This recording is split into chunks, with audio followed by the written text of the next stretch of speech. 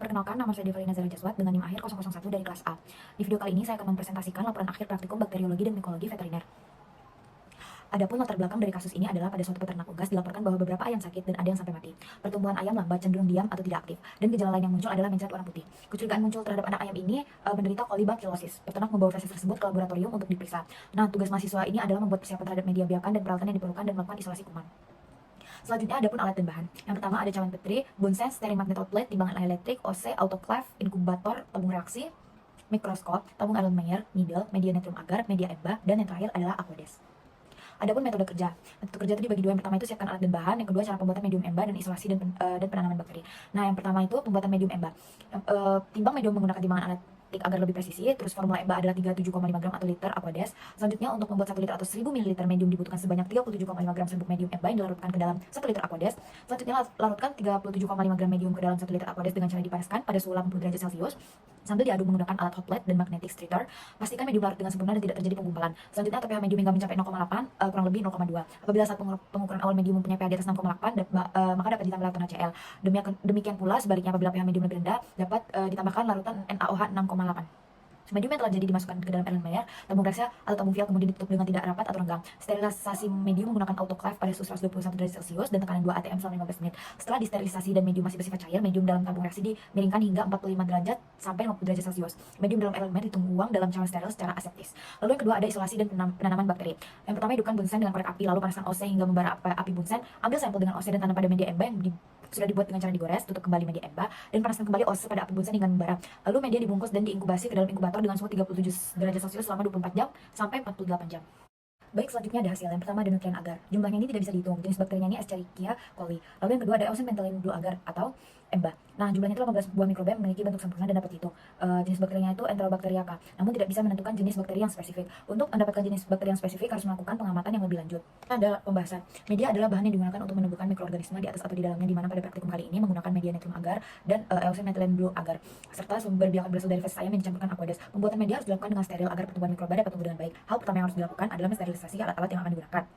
Masing-masing biakan positif pada uji konfirmasi bakteri coliform diinokulasikan pada media Eosin pentylene blue agar atau EMBA dan diinkubasi pada suhu 37 derajat Celcius selama 24 jam. Koloni warna hijau dengan klep logam dan bintik hijauan dari media EMBA yang menandakan keberadaan bakteri Escherichia coli digoreskan pada media nutrien agar dan diinkubasi pada suhu 37 derajat Celcius selama 24 jam hingga terdapat pertumbuhan koloni.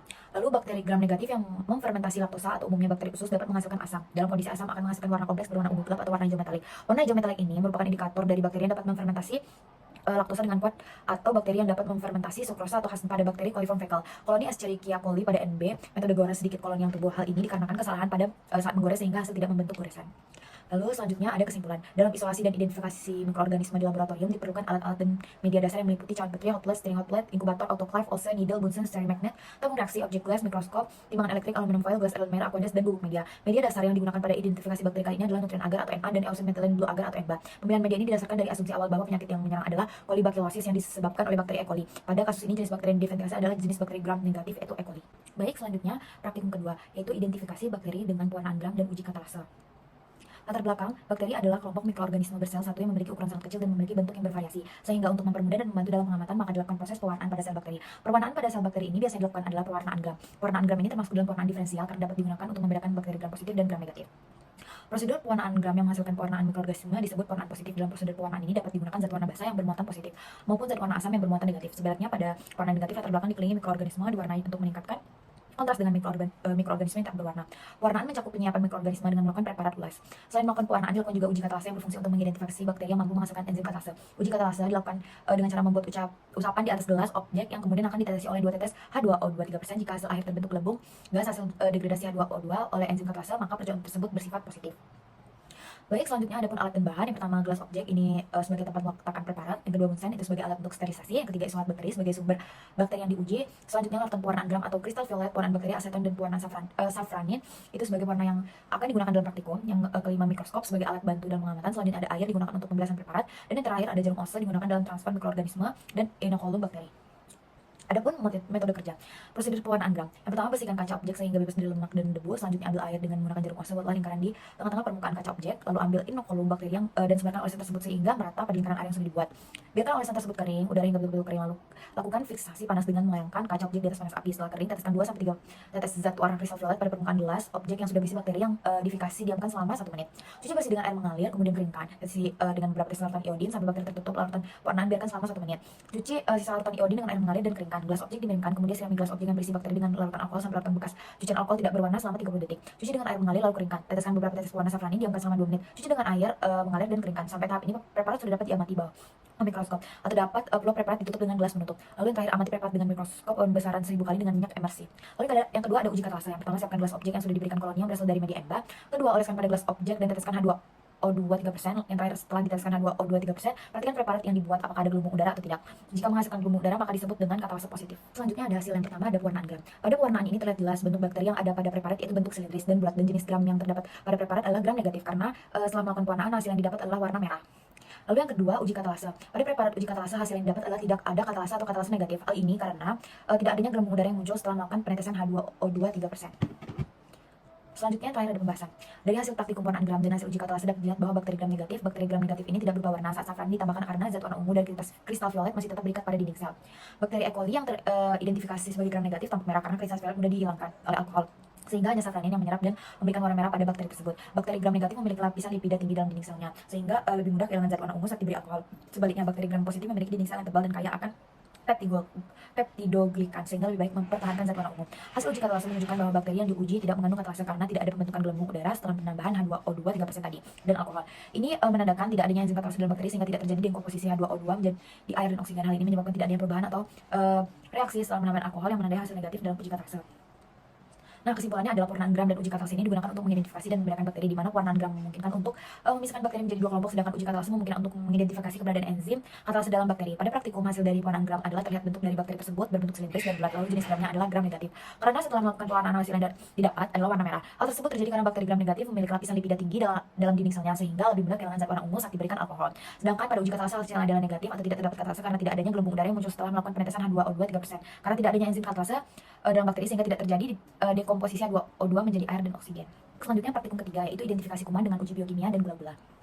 Adapun latar belakangnya, identifikasi bakteri ini merupakan kelanjutan dari isolasi bakteri pada berbagai media biakan. Identifikasi ini bertujuan untuk mengetahui sifat-sifat biokimia bakteri yang dapat diketahui dengan melakukan pemupukan pada berbagai macam media. Identifikasi ini sifat-sifat bakteri dapat diketahui dengan melakukan serangkaian uji meliputi uji biokimia, uji gula-gula, dan uji serologis. Oleh karena itu, untuk mengidentifikasi bakteri diperlukan sarana dan para sarana yang memadai. Dalam kegiatan praktikum ini, mahasiswa mendapatkan beberapa contoh media untuk mengetahui sifat-sifat biokimia bakteri yang tergolong Enterobacteriaca seperti triple sugar iron agar atau SI, agar sulfate indol motility atau SIM, medium methylated fungus procour atau MRVP, medium simon citrate, dan uji gula-gula pada glukosa dan laktosa. Pada umumnya, uji gula-gula ini menggunakan berbagai jenis karbohidrat seperti glukosa, laktosa, maltosa, sukrosa, rafinosa, glucitol, dan sebagainya. Selanjutnya ada pun alat dan bahan. Yang pertama itu medium TSI agar, yang kedua SIM medium, yang ketiga MRVP medium, yang keempat simon citrate agar, yang kelima glukosa dan fruktosa, yang keenam biakan bakteri, yang ketujuh tisu, yang kedelapan alkohol 70%, yang sembilan api bonsai, yang kesepuluh jarum ose, dan yang terakhir inkubator. Adapun metode kerjanya, yang pertama triple sugar iron atau TSI agar. Panaskan jarum ose, tunggu sampai dingin. Lalu ambil biakan bakteri dengan jarum ose, tanam dengan tusukan pada bagian tegak, medium, kemudian angkat ose dan usapkan pada bagian medium. Lalu yang inkubasikan pada suhu 37 derajat Celcius selama semalam. Amati dan catat hasil sesuai dengan tujuan identifikasi. Lalu yang kedua ada SIM medium. Panaskan jarum ose, tunggu sampai dingin. Ambil biakan bakteri lalu tanam dengan tusukan pada medium SIM. Inkubasikan pada suhu 37 derajat Celcius selama semalam. Amati dan catat hasil sesuai dengan tujuan identifikasi. Untuk net produksi indol, teskan bakteri dengan reagen LH atau Kovac. Lalu yang ketiga ada MRV medium. Panaskan jarum ose, tunggu sampai dingin. Ambil biakan bakteri lalu tanam dengan mencelupkan jarum ose ke dalam medium. Lalu inkubasikan pada suhu 37 derajat Celcius selama semalam. Bagi biakan bakteri menjadi 2 tabung, teteskan reagen MR pada 1 tabung dan reagen VP pada tabung lainnya. Amati dan catat hasil sesuai dengan tujuan identifikasi. Lalu yang keempat ada simon citrate agar. Panaskan jarum ose, tunggu sampai dingin. Lalu ambil biakan bakteri lalu tanam dengan mengusap jarum ose dari bagian miring pada pangkal atau dalam medium, kemudian usapkan pada permukaan miring medium. Lalu inkubasikan pada suhu 37 derajat Celcius selama semalam. Amati dan catat hasil sesuai dengan tujuan identifikasi. Lalu yang terakhir ada uji gula-gula.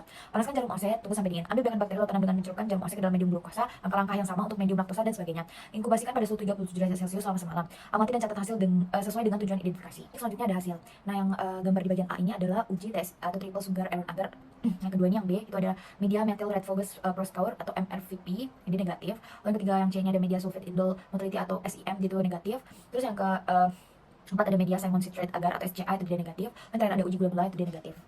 Kita lanjut ke pembahasan. Uji TSIA atau triple sugar iron agar hasil negatif dalam uji TSIA ini menunjukkan bahwa bakteri tidak dapat memfermentasi glukosa, laktosa, atau sukrosa, tidak menghasilkan gas, dan tidak memproduksi hidrogen sulfida. Medium yang tetap berwarna merah atau orange atau pucat ini di bagian boot dan slime menunjukkan bahwa tidak ada asam yang diproduksi untuk menurunkan pH medium, serta tidak ada produksi gas atau hidrogen sulfida. Lalu yang kedua itu ada uji MRVP atau Metal Red Fox Prose Scour, digunakan untuk menentukan kemampuan bakteri memfermentasi glukosa dan menghasilkan asam asetat. Dalam uji MRVP ini, bakteri yang memfermentasi glukosa itu menghasilkan asam asetat yang mengubah warna medium menjadi merah. Sebaliknya, jika bakteri ini tidak menghasilkan asam kuat dan menghasilkan aseton dalam jumlah signifikan, medium tetap berwarna kuning atau orange setelah penambahan indikator MRVP. Lalu yang ketiga ada uji SEM atau media sulfate indole motility, digunakan untuk menentukan kemampuan bakteri memproduksi hidrogen sulfida atau H2S dan menghasilkan indol. Dalam uji SEM ini, bakteri yang memproduksi H2S akan menghasilkan warna hitam pada medium, sedangkan bakteri yang tidak memproduksi H2S tidak akan menghasilkan warna hitam dan medium akan tetap berwarna kekuningan atau pucat secara keseluruhan, dengan tidak ada perubahan signifikan kecuali memungkinkan kekeruhan terbatas di sepanjang garis inokulasi. Lalu yang keempat ada medium siman sitrat agar atau SCA, mengandung sitrat sebagai satu-satunya sumber karbon dan amonium dihidrogenfosfat sebagai satu-satunya sumber nitrogen, serta indikator pH bromotimol. Dulu jika bakteri dapat menggunakan sitrat, mereka akan menghasilkan produk basa, meningkatkan pH medium, dan mengubah warna indikatornya menjadi biru. Hasil negatif pada uji SCA ini menunjukkan bahwa bakteri tidak dapat memetabolisme sitrat karena tidak menghasilkan enzim sitrat permease atau tidak memiliki jalur metabolik yang memungkinkan penggunaan sitrat. Lalu medium yang tetap hijau menunjukkan pH medium tidak berubah karena tidak ada produksi produk basa, membantu dalam identifikasi dan diferensiasi bakteri berdasarkan kemampuan metabolik mereka. Dan terakhir ada uji gula-gula negatif, digunakan untuk menentukan kemampuan bakteri memfermentasi bakteri beberapa jenis gula seperti glukosa, laktosa, dan sukrosa. Dalam uji gula-gula negatif, bakteri yang memfermentasi salah satu atau beberapa jenis gula akan menghasilkan gas yang mengubah warna medium menjadi kuning, sedangkan bakteri yang tidak memfermentasi gula tidak akan menghasilkan gas dan dengan hasil negatif media tetap bening atau tidak berubah warna, menunjukkan bahwa tidak ada produk asam yang cukup untuk mengubah pH media dan tidak ada produksi gas yang cukup untuk terlihat dalam tabung Durkheim. Nah, yang terakhir kesimpulan. Dari hasil praktikum yang telah dilakukan, uji biokimia ini digunakan untuk mengidentifikasi bakteri berdasarkan respon mereka terhadap reaksi kimia tertentu. Beberapa uji biokimia yang umum digunakan meliputi uji methyl red, uji sitrat, uji urea, uji katase, dan uji fermentasi karbohidrat. Hasil uji biokimia membantu membedakan bakteri berdasarkan kemampuan mereka dalam menghasilkan asam dari karbohidrat dan respon terhadap zat-zat kimia tertentu. Sedangkan uji gula-gula ini melibatkan pengujian kemampuan bakteri untuk memfermentasi gula tertentu. Contoh gula yang sering digunakan dalam uji ini meliputi glukosa, laktosa, dan sukrosa. Hasil uji gula-gula membantu mengidentifikasi bakteri berdasarkan kemampuan mereka dalam memetabolisme gula-gula tertentu. Kesimpulannya, uji biokimia dan uji gula-gula merupakan metode penting dalam mengidentifikasi dan membedakan bakteri. Adapun praktikum yang terakhir adalah uji sensitivitas antibiotika. Latar belakangnya itu antibiotik itu adalah zat yang dibentuk oleh mikroorganisme yang dapat menghambat atau membunuh pertumbuhan mikroorganisme lain. Definisi ini harus diperluas karena zat yang bersifat antibiotik ini dapat pula dibentuk oleh beberapa hewan dan tanaman tinggi. Sejak ditemukan penicillin oleh Alexander Fleming sampai saat ini sudah beribu-ribu antibiotika yang ditemukan dan hanya sebagian kecil yang dapat dipakai untuk maksud terapeutik. Tujuan dari proses uji sensitivitas ini adalah untuk mengetahui obat-obat yang paling cocok untuk kuman, penyebab penyakit terutama pada kasus penyakit kronis, dan untuk mengetahui adanya resistensi terhadap berbagai antibiotik. Pada umumnya, metode yang digunakan dalam uji sensitivitas bakteri adalah metode difusi agar, yaitu dengan cara mengamati daya hambat pertumbuhan mikroorganisme oleh ekstrak yang diketahui dari daerah sekitar, cakram atau pepper dish yang tidak ditumbuhi oleh mikroorganisme. Ada pula alat dan bahan. Yang pertama itu ada penggaris, kedua bunsan, selanjutnya cotton bud, steril, selanjutnya biakan bakteri murni, lalu media mulai hitam agar, lalu OC inkubator, larutan ensiferin 0,5, lalu pepper dish, lalu buelon, lalu alkohol 70%.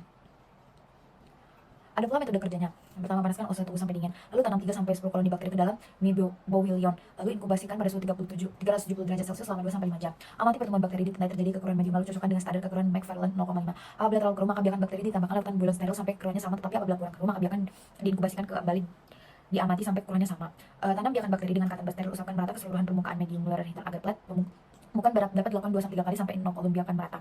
Tunggu saat sekitar 5-10 menit, lalu tempelkan antibiotika dalam bentuk pepper dish pada permukaan medium, biarkan dengan jarak kurang 2 cm dari tepi cawan petri atau plate. Demikian juga dari pepper dish yang lain. Pada umumnya, satu medium cawan petri ini berisi 5 pepper dish. Inkubasikan pada suhu 37 derajat Celcius selama semalam. Amati dan catat hasil killing zone yang terbentuk pada masing-masing pepper dish. Masing-masing killing zone ini dicocokkan dengan killing zone standar, lalu simpulkan hasilnya. Selanjutnya, hasil dari uji sensitivitas antibiotika.